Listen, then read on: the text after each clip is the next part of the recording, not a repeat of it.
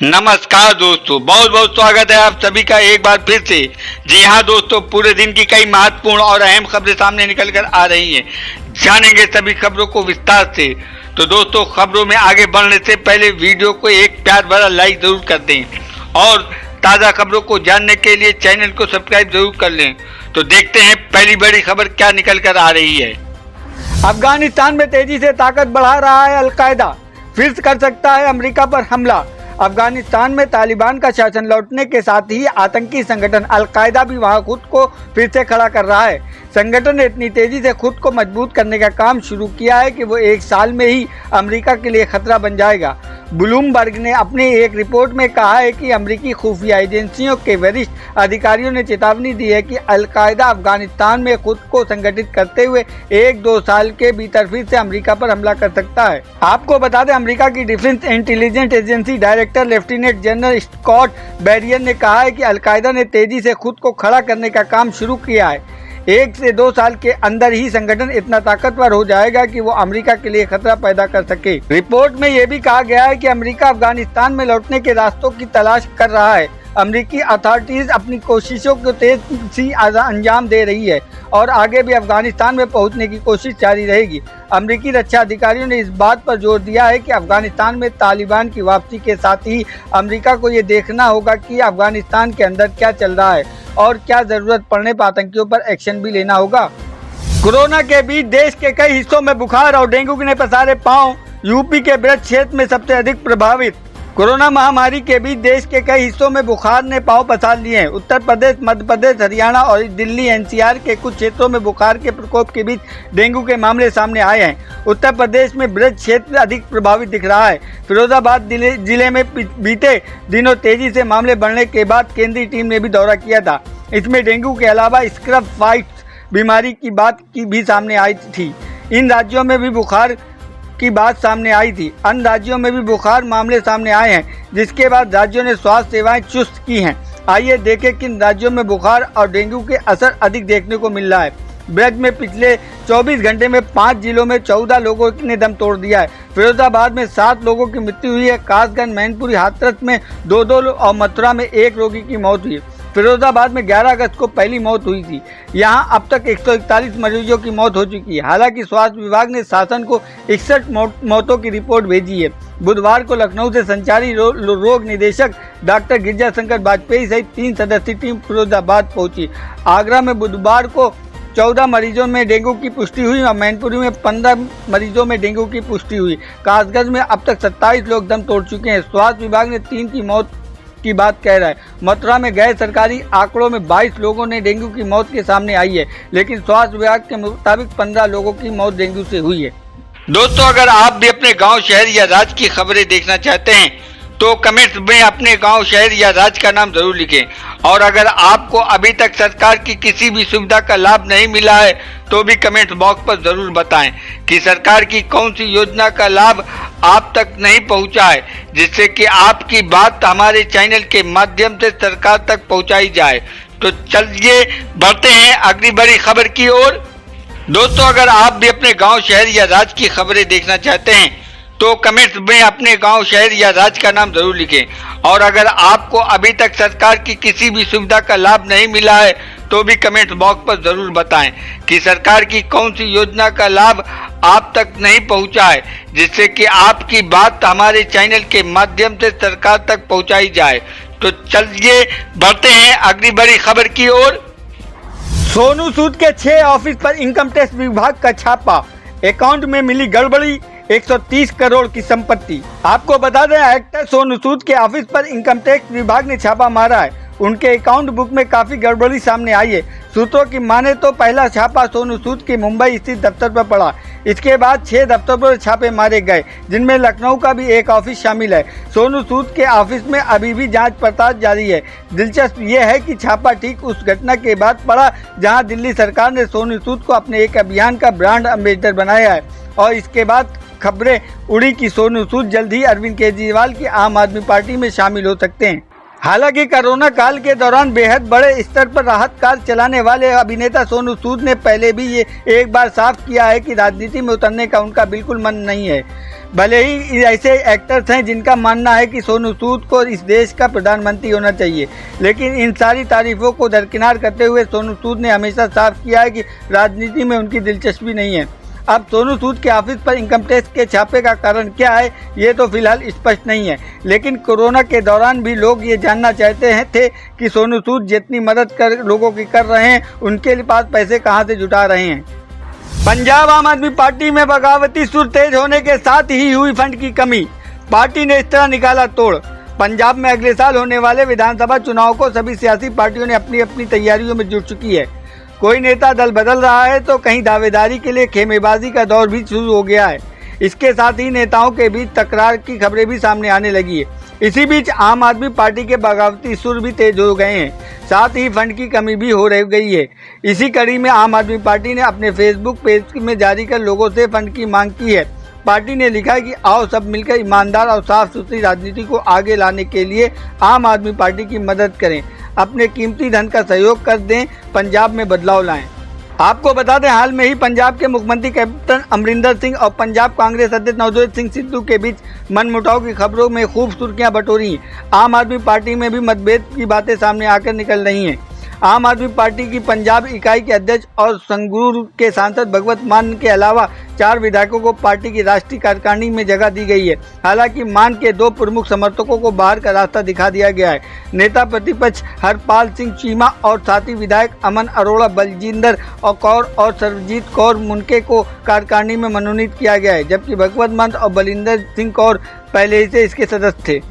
CM योगी का UP को बड़ा तोहफा, हर शहर में मिलेगी फ्री इंटरनेट, लगेंगे वाईफाई। उत्तर प्रदेश के मुख्यमंत्री योगी आदित्यनाथ अपने राज्य को एक बड़ा तोहफा देने जा रहे हैं। ऐसा तोहफा जिसे यूपी के युवा शायद खुशी से झूम उठे। दरअसल लोगों की जरूरतों को देखते हुए योगी सरकार ने शहरों में मुफ्त वाईफाई की सुविधा में बदलाव किया है। अब बड़े शहरों में 10 लाख से अधिक आबादी वाले शहरों में 10 और छोटे शहरों में 5 जगहों पर वाईफाई की सर्विस दी जाने वाली है। आपको बता दें, पहले बड़े शहरों में 5 जगह और छोटे शहरों में 2 जगह पर भी मुफ्त वाईफाई देने का प्रस्ताव रखा गया था, जिसे अब बदलाव कर बढ़ा दिया गया। अपर मुख्य सचिव नगर विकास डॉक्टर रजनीश दुबे ने इस संबंध में आदेश जारी कर दिए। जानकारी के मुताबिक अक्टूबर के पहले हफ्ते में इसे रोजाना योजना को शुरुआत खुद सीएम योगी करेंगे। सरकार द्वारा दिए गए आदेश में कहा गया कि सरकारी बस स्टेशन, रेलवे स्टेशन के पास तहसील कचहरी, block registrar office, main market, अस्पताल आदि जगहों पर वाईफाई सुविधा दी जानी चाहिए। बताया जा रहा है कि मिशन युवा के तहत योगी सरकार की अहम लक्ष्य है कि जगह जगह पर मुफ्त वाईफाई की सुविधा दी जाए। जावेद अख्तर ने हिंदुओं को बताया दुनिया का सबसे अधिक सही सुनी बहुसंख्यक, कहा भारत नहीं बनेगा अफगानिस्तान। आपको बता दें कि अक्सर अपने बयानों को लेकर सुर्खियों में रहने वाले वरिष्ठ फिल्मकार, गीतकार और लेखक जावेद अख्तर फिर से चर्चा का विषय बने गए हैं। दरअसल उन्होंने शिवसेना के प्रमुख पद सामना में छपे एक आर्टिकल में हिंदुओं को पूरी दुनिया में सबसे ज्यादा उदार और सही सुनी बताया है।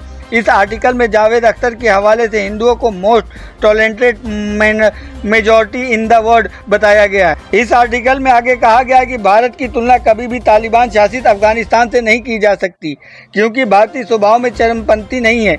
जावेद अख्तर ने कहा कि उन्होंने हाल में ही एक इंटरव्यू में ये भी कहा था कि हिंदू दुनिया में सबसे सब और सही सुनी बहुसंख्यक आबादी है, और इस बात पर मैं फिर से दोहरा रहा हूँ।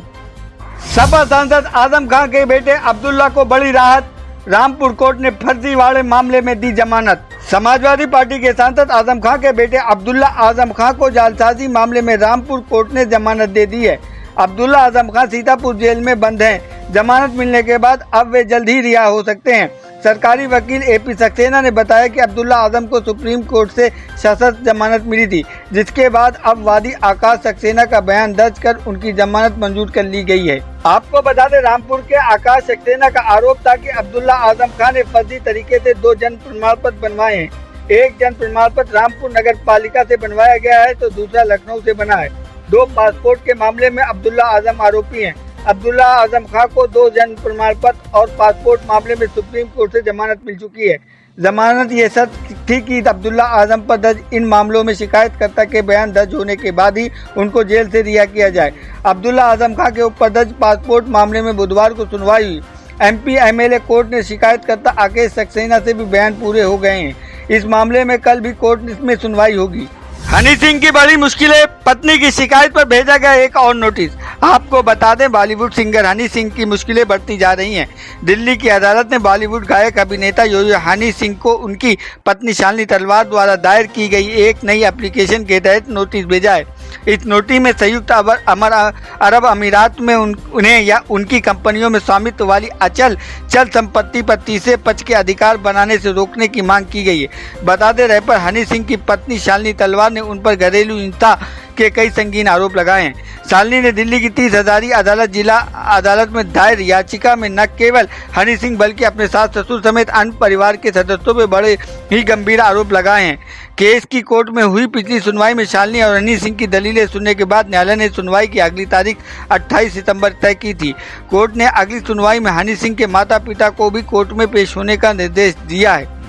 आपको बता दें कि अब कोर्ट बुक की बुधवार को जारी नोटिस के अनुसार हनी सिंह अपने यूएई के बिजनेस में किसी तीसरे को पार्टनर नहीं बना सकते हैं। शालिनी के गुजारा भत्ते के एवज में यो हनी सिंह ने मोटी रकम मांगी है। अदालत ने पिछली सुनवाई में दोनों को 2 घंटों समझाया। जब नहीं माने तो पुलिस की देखरेख में शालिनी को अपने घर जाकर अपना सामान लाने की इजाजत दे दी गई। पोर्न रैकेट मामले में पुलिस ने राज कुंद्रा के खिलाफ चार्जशीट दाखिल की।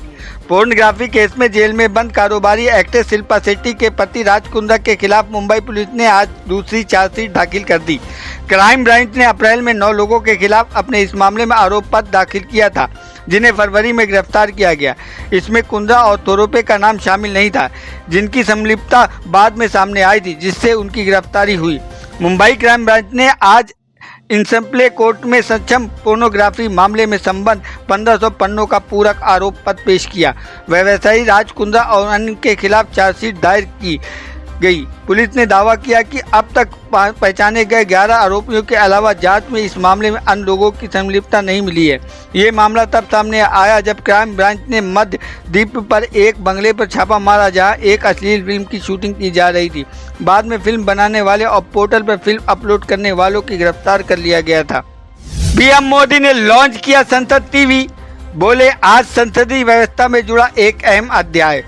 आपको बता दें, प्रधानमंत्री नरेंद्र मोदी ने आज संसद टीवी की शुरुआत कर दी है। पीएम ने दिल्ली में राज्यसभा चेयरमैन एम वेंकैया नायडू और लोकसभा अध्यक्ष ओम बिरला के साथ संसद टीवी लॉन्च किया। संसद टीवी लोकसभा टीवी और राज्यसभा टीवी की जगह लेगा। अब तक लोकसभा और राज्यसभा की खबरें और कार्रवाई को दिखाने के लिए ये 2 अलग अलग चैनल थे। अब दोनों को मिलाकर संसद टीवी बना दिया गया है। करीब 2.5 साल पहले से ये प्रक्रिया चल रही थी। संसद टीवी के लॉन्च के बाद प्रधानमंत्री नरेंद्र मोदी ने कहा कि आज का दिन हमारी संसदीय व्यवस्था के लिए एक महत्वपूर्ण अध्याय जोड़ दिया है। आज देश को संसद टीवी के रूप में संचार और संवाद का एक ऐसा माध्यम मिल रहा है जो देश के लोकतंत्र और जनप्रतिनिधियों की नई आवाज के रूप में काम करेगा। उन्होंने कहा, भारत लोकतंत्र की जननी है। भारत के लिए लोकतंत्र केवल एक व्यवस्था नहीं, एक विचार है। भारत में लोकतंत्र सिर्फ संवैधानिक स्ट्रक्चर ही नहीं बल्कि एक स्पिरिट है। भारत में लोकतंत्र सिर्फ संविधानों की धाराओं का संग्रह नहीं, ये हमारी जीवन धारा है। दिवाली पर इस साल नहीं फोड़ सकेंगे पटाखे, दिल्ली सरकार ने खरीदने, बेचने और स्टोर करने पर लगाया प्रतिबंध। आपको बता दें, कोरोना वायरस के संकट के बीच दिल्ली में बढ़ते प्रदूषण को लेकर दिल्ली के मुख्यमंत्री अरविंद केजरीवाल ने आज बुधवार को बड़ा ऐलान किया है। सीएम केजरीवाल ने ट्वीट कर कहा है कि पिछले 3 साल की तरह इस साल भी दिवाली के दौरान दिल्ली में प्रदूषण की स्थिति के मद्देनजर सभी तरह के पटाखों के भंडारण, बिक्री और फोड़ने पर पूर्ण प्रतिबंध रहेगा। गौरतलब है कि देश में त्योहारों की धूम है और 4 नवंबर को दिवाली का लोगों को बेसब्री से इंतजार है। आपको बता दें कि दिल्ली में प्रदूषण को लेकर केजरीवाल सरकार ने कई कदम उठाए हैं, जिसमें एक पटाखों पर प्रतिबंध लगाना शामिल है। पिछले 3 साल से राष्ट्रीय राजधानी दीपावली पर पटाखे बिक्री, उपयोग और स्टोर पर प्रतिबंध है। इस वर्ष भी पटाखों के बैन जारी रखा गया है। सीएम अरविंद केजरीवाल ने ट्वीट कर इसकी जानकारी दी है। उन्होंने कहा कि पिछले 3 साल से दिवाली के समय दिल्ली में प्रदूषण के खतरनाक स्थिति को देखते हुए पिछले साल की तरह इस बार भी पटाखों के भंडारण, बिक्री, उपयोग और पूर्ण प्रतिबंध लगाया जा रहा है, जिससे लोगों की जिंदगी बचाई जा सके। बढ़ते हैं सर्राफा बाजार की ओर, जानेंगे देश में सोने और चांदी के दामों में कितनी गिरावट और बढ़ोतरी हुई। सर्राफा बाजार में सोने के दाम में 315 रुपये प्रति 10 ग्राम की गिरावट देखने को मिली। आज सोने का दाम 47,150 रुपये प्रति 10 ग्राम पर रहा। वहीं चांदी की कीमत 215 रुपये प्रति किलोग्राम की गिरावट देखने को मिली। इससे चांदी की कीमत 64,215 रुपये प्रति किलोग्राम पर रहा। बढ़ते हैं मौसम की जानकारी की ओर, जानेंगे देश और राज्यों के मौसम का हाल। यूपी, दिल्ली, गुजरात सहित इन राज्यों में भारी बारिश का अलर्ट जारी। देश के कई इलाकों में अगले 3 से 5 दिनों तक भारी बारिश की संभावना है। आईएमडी ने कहा है कि उड़ीसा के समुद्री तट पर पैदा हुए डिप्रेशन की वजह से भारत के 13 राज्यों में बारिश होने का अनुमान है। उसने कहा है कि दिल्ली, मध्य प्रदेश, राजस्थान, महाराष्ट्र का उत्तर मध्य हिस्सा और उत्तर प्रदेश में अगले 3-4 दिनों तक भारी बारिश की हो सकती है। मौसम विभाग के मुताबिक राजधानी दिल्ली में बुधवार रात में हल्की से मध्यम बारिश का एक और दौर शुरू हो सकता है। आईएमडी ने कहा शहर में मध्य बारिश के लिए ऑरेंज अलर्ट जारी किया गया है। स्काई मेट वेदर के मुताबिक अगले 24 घंटों के दौरान पश्चिम बंगाल, उड़ीसा, झारखंड, उत्तर प्रदेश, बिहार, मध्य प्रदेश, उत्तराखंड, राजस्थान, गुजरात के कुछ हिस्सों में हल्की से मध्यम बारिश हो सकती है। वहीं हिमाचल प्रदेश, सिक्किम, उत्तर पूर्व भारत, पंजाब, दिल्ली, हरियाणा, राजस्थान, कोंकण, गोवा, तटीय कर्नाटक, केरल, दक्षिणीप और विदर्भ में कुछ हिस्सों में हल्की भी मध्यम बारिश हो सकती है। आंध्र प्रदेश, आंतरिक कर्नाटक, तेलंगाना, जम्मू कश्मीर और लद्दाख में हल्की बारिश संभव है। तो दोस्तों, ये थी अब तक की सभी बड़ी खबरों की अपडेट। टुडे ब्रेकिंग न्यूज और लेटेस्ट खबरों को देखने के लिए हमारे चैनल को सब्सक्राइब जरूर कर लें। वीडियो की लाइक और शेयर जरूर कर दें अपने दोस्तों और रिलेटिव के साथ। तो दोस्तों, आपसे फिर मिलेंगे काम की खबरों और सरकारी योजनाओं की एक नए और वीडियो के साथ। तब तक के लिए धन्यवाद।